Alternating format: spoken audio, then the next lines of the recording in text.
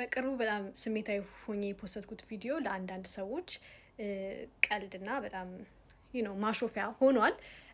and that's fine እነዚህ አይነት ሰዎች የኔን ስሜት እንዲሁም ደግሞ ልጆችን መውለድ እየፈለጉ መውለድ ያልቻሉ ሴቶችን ስሜት ይረዳሉ ብዬ አላስብም። በጣም ትዕቢተኞች፣ ጋጦጦች እንዲሁም ደግሞ በቃ ኮሜዲያን ለመሆን ፈልገው ያልተሳካላቸው ስቲል እየተፍጨረጨሩ ያሉ ናቸው። ኮመንት ላይ አይቀራቸውም፣ ቪዲዮ በመስራት አይቀራቸውም።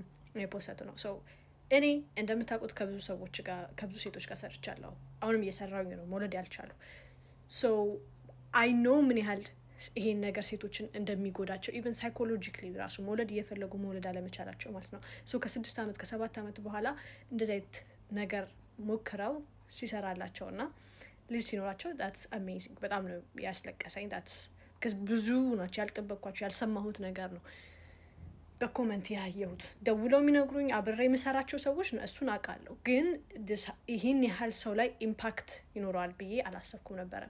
እሱ ከልቤ አስደስቶኛልም፣ የደስታን በማድቅሻለሁ። የሚቀልዱትን ተዋቸው።